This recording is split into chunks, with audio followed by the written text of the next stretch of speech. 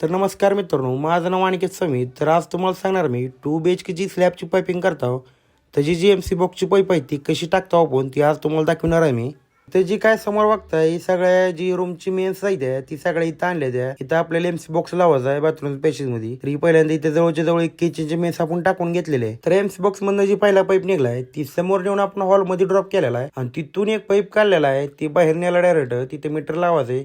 त्यामुळे तिथं pipe drop केला आपण नेऊन. आणि जी इकडे पाईप राहिली ती बाकीची रूमची पाईप आहे सगळी मेन्स. ही जी पहिला उजव्या साईडचा जी पाईप आहे ती समोरच्या रूमचा मेन्स नेलेली आहे आपण. ही जी मधला पाईप आहे वरी उभा केलेला ती मधल्या लाईटेशनला सोडलेला आहे. त्याच पाईपातून या बाथरूमचं पण कनेक्शन आहे. ही बाथरूमवर आपण डबी टाकलेली आहे. इथून जी तिसरा पाईप गेलाय ती दुसऱ्या रूम साठी गेलेला आहे. इथं पाईप नेऊन ड्रॉप केलेला आपण. आणि ही जी 2 पाईप शिल्लक राहिली ती ही 2 इकडे अशी आणलेली आहे आपण. ही एक पाईप आहे ती हॉलमध्ये ड्रॉप केलेला हॉलच्या मेन्स साठी. बघू शकता तुम्ही इथं कॉलम पशी आपण ड्रॉप केलेला पाईप. हे हॉलची मेन्स लावायची इथं त्यामुळे इथं ड्रॉप केलेला आपण.